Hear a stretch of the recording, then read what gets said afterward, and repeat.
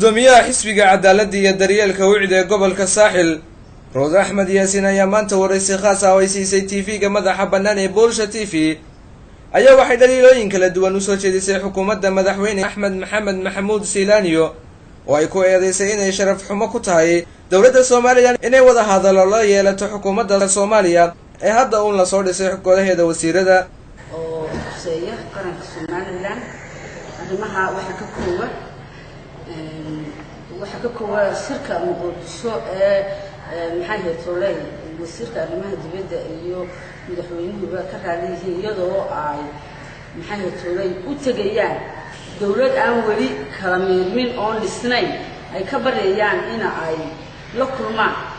marka la yiraahdo Soomaaliland oo iyada dani ka dhaxayso oo dadka wuxuu ka dhaxeeyeen wadanka lahaa aan wada hadal iyo xisbiyada qarankana waxa ay ugu noqonaysaa inay ku adkaato oo ay ku tahay geeri ama ay ku tahay sumcad darro ama ay ku tahay in laga adkaaday oo ay uga imanaysaa halkaasi nusqaan marka la yiraahdo muqdisho arinkeeda la soo qaadana muqdisho inuu kala go'nay oo aanay waxba inaga dhaxayn walaaltinimo iyo jiiraanimo mooyaan talo iyo dawladnimo toona aanay ga dhaxayn oo aynu qaadanay inuu gooni isku taag ay ugu cararayaan oo ay ula kulmayaan maxay tolay wasiiro aan la ansixin ama aan jirin waqtigoodu dhamaaday iyadoo sidoo kale arabaabtay safarkii uu madaxweynuhu ku tagay wadanka Faransiiska iyo heshiisyadii uu la soo galay shirkad la sheegay in lagu wareejinayo dekedda magaalada Berbera oo muddooyinkii u dambeeyay bulshada reer Soomaaliland ay aad u hadal hayaan waxa ay maanta madaxweynaha tagay Faransiiska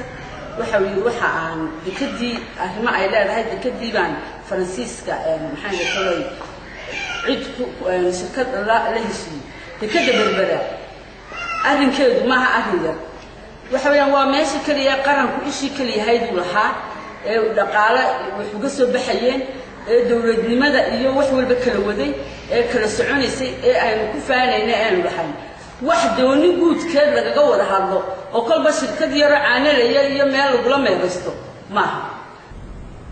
waxayna sidoo kale xustay airportka magaalada Berbera oo ay ku tilmaantay mid hadda uu albaabadu u xidhan yihiin oo gabi ahaanba aan shaqeynay kadib markii muddo bilaayna soo caga dhigan diyaaradii Ethiopian Airways oo hore uga howlgeli jiray madaarka caalamiga ee Berbera Airport waxa kale oo aan doonayay inaan ka hadlo airportka Berbera waa airportka ugu weyn waa la xidha shaqaale ma joogo uu baaba'san yahay haddii aad dhex tagto wax allaaliyo wax ka soconaya ma jirto waana loogu talagalay marka ma sidii airportka loo baabiyay baa la doonayaa in dekedana loo baabiyo dekedda arrinkeedu ma hawl yara dekedda ma aha arrin inta la isku ordo la yiraahdo annaga wadanka u talino oo annaga wax walba saxiixayna waxay noqonaysaa taas in la degdegayo oo la boobayo wadanka oo talada la boobayo oo wax walba sidii la doono loo dhigayo oo muddo yar ay u harsan tahay dawladdan oo ay rajadeedu sii gaaban tahay dhaliilahan kala duwan ee xukuumadda u soo jeedisay gudoomiyaha xisbiga wicdi ee gobolka saaxil Rood Axmed Yaasin ayaa ku soo beegmayay xilli ay xukuumaddu heshiisyo kala duwan la soo gashay shirkad ajaanib ah oo la sheegay in lagu wareejin doono dekedda caalamiga ee magaalada Berbera waxayna bulshada reer saaxil u hanqaltaagayaan banaanigani halka uu isugu biyo shuban doono Khalid Xasan Nuur telefishinka madaxa bannaan ee Bulsha TV Berbera.